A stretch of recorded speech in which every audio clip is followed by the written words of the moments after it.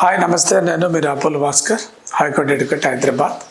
ముఖ్యంగా నిన్న గౌరవ సుప్రీంకోర్టులో ఉత్తరప్రదేశ్కి సంబంధించినటువంటి ఒక ఎఫ్ఐఆర్ క్వాష్ విషయమై హైకోర్టు ఢిల్లీలో ఉన్నటువంటి సుప్రీంకోర్టులో పెద్ద ఎత్తున ఒక వాద ప్రతివాదనలు జరిగినాయి.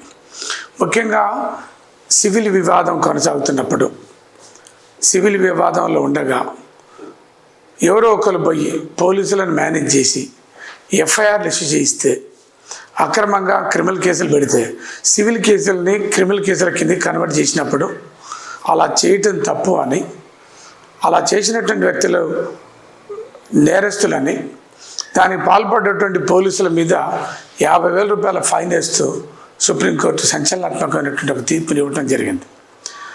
దేశంలో ఉన్నటువంటి అన్ని కోర్టులు, హైకోర్టులు, ముఖ్యంగా తెలంగాణ, ఆంధ్రప్రదేశ్, ఢిల్లీ ఇట్లాంటి హైకోర్టులలో ఒకసారి సివిల్ వివాదంలో ఒక ఇద్దరు వ్యక్తుల మధ్యన సివిల్ వివాదం నడుస్తున్నప్పుడు దాన్ని క్రిమినల్ కేసు కింద మార్చకూడదు అనేటటువంటి క్లియర్ ఆదేశాలు ఉన్నాయి.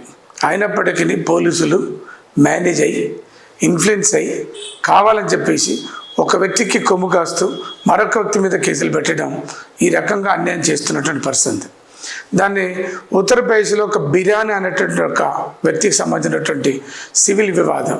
ఆయనకు ఉండేటటువంటి గోడౌన్ని 1,35,00,000 రూపాయలకు ఒక వ్యక్తికి అమ్మండి. కొనుక్కున్నటువంటి వ్యక్తి డబ్బులు కట్టలేదు, దాంతో రిజిస్ట్రేషన్ చేయలేదు. దాంతో ఏంటంటే వాళ్ళిద్దరి మధ్యన సివిల్ పంచాయతీ కోర్టులకు ఎక్కిరు, సూట్లు వేసుకోరు. ఆ సూట్లు ఉండగా బిర్యానీ అనేటువంటి వ్యక్తి ఎవరైతే వచ్చిన ఓనర్ ఆయన మీద ఒక క్రిమినల్ కేసు నమోదైంది. ఏమని, నాకు భూమి అమ్మిండు, గోడౌన్ అమ్మిండు, డబ్బులు తీసుకుంటూ రిజిస్టర్ చేస్తలేడు, మోసం చేసినాడు. ఓకే, దాన్ని బేస్ చేసుకొని పోలీసులు కేసులు కట్టి రిమాండ్ చేయటం, జైలు పంపడం, ఆ తర్వాత ఛార్జ్ షీట్ వేసారు. దాని మీద హైకోర్టులో కేసు వేసారు.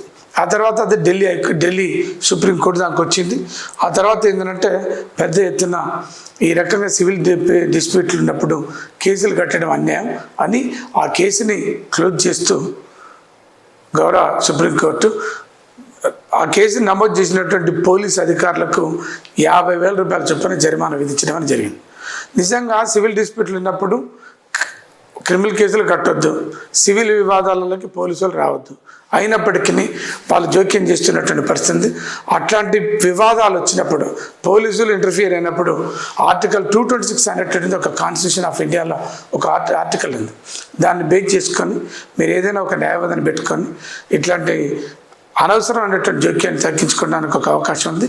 దాన్ని ఉపయోగించుకోవాలని కోరుతున్నాను.